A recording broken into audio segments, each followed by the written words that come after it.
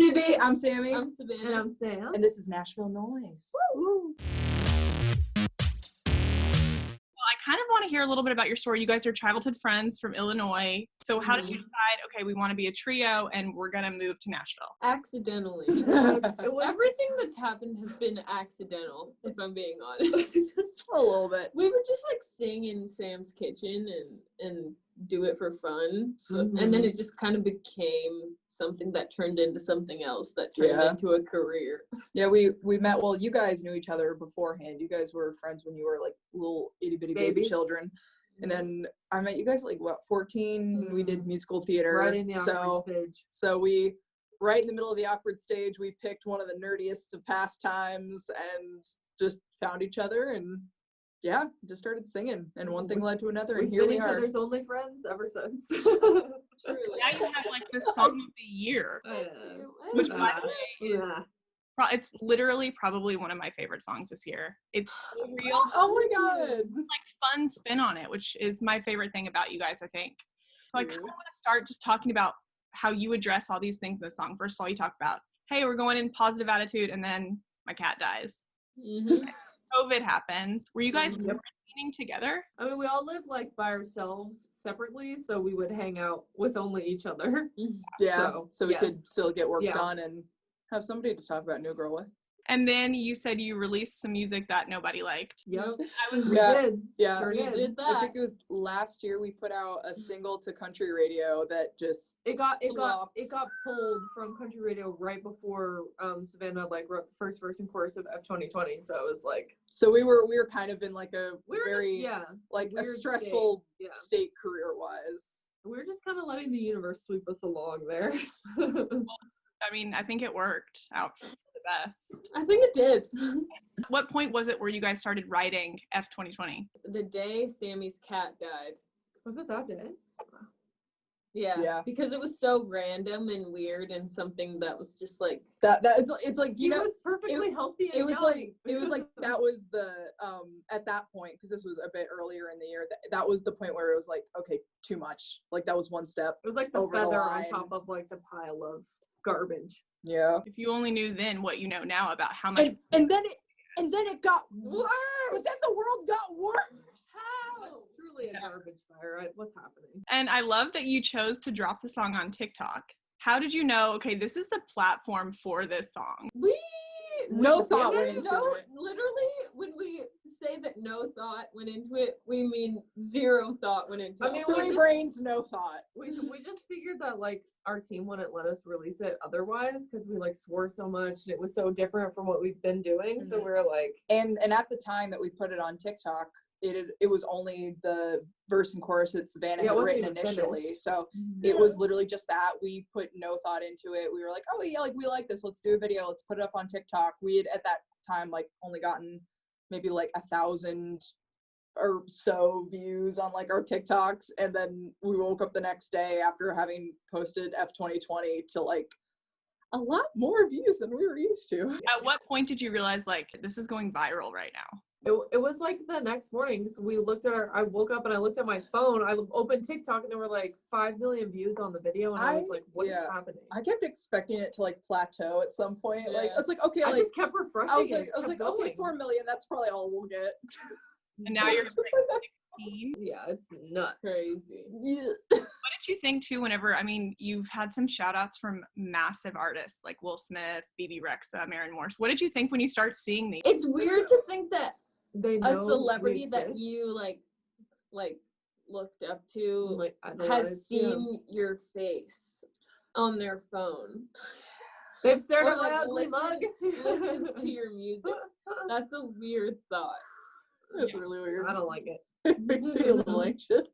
I'm scared. That's another thing I want to talk to you about is looking at the teaser for your next song. You guys talk about anxiety in it. Things I was mentioning earlier when I say you guys talk about actually serious things, but you kind of put this fun, lighthearted spin on it. I mean, joking about the horrible things that happen to us is really the only way we make it through these days.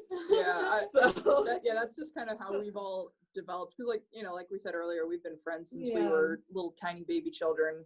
And that's just kind of I feel like our music is always a pretty good representation of our friendship. Like it's just because that's how we talk to each other. Like I got a parking ticket LOL. Like, you know, or just that's how we've always chosen to like handle crappy things that happen, and we definitely try to put that into our music. You're obviously doing a great job of it. You guys created this by yourselves in your apartment while you're quarantining, and you even created the lyric video for it. So how does it feel to know you literally did every aspect of this yourself, and now you have this massive hit on your hands? Whoa.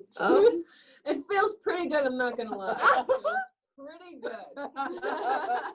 It's nice to know that, like, you can make a song in your bedroom that can end up on pop radio. That's a cool concept. Do you feel any pressure for the next release that you have now coming off of this? Oh, absolutely. Yes, totally. Yes. 1000%. Yes. But I always just stop and think, like, Will Smith knows who we are. Done. If that's all I get in this life, cool. I can tell my kids about that someday. So I was looking at the lyric video earlier, which was the first time that I'd actually watched the full lyric video. And something that stuck out to me was reading the comments. There's so many positive comments on your video, which is not something you see on YouTube. Literally. Yeah. And it can be a dark place. And one of the things that I noticed most of the people were saying is, thank you for creating a song that shows that we're all going through something, but we're all going through something differently. It hits one person harder than another. Mm-hmm. So was that something you had in your mind when you were writing the song? For sure. Yeah, the second verse. For sure. Mm-hmm.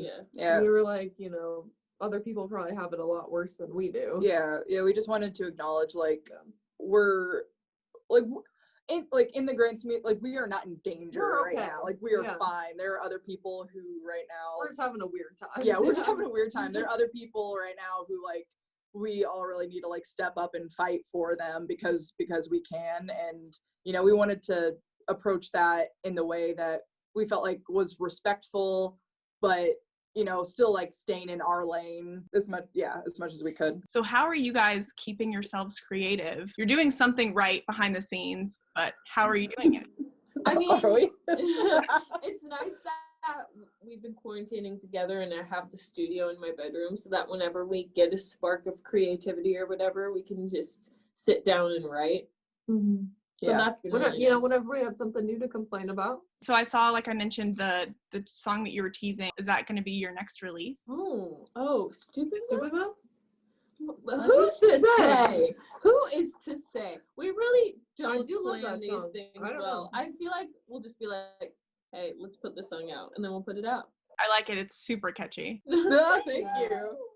Although I'm surprised you still want to sing about Bacardi because I saw all those Jell-O shots you took. Oh my god, that was I don't know why we started doing, like, alcohol themed challenges, but I'm mad about it. I don't know why we chose to do that. So it was stupid.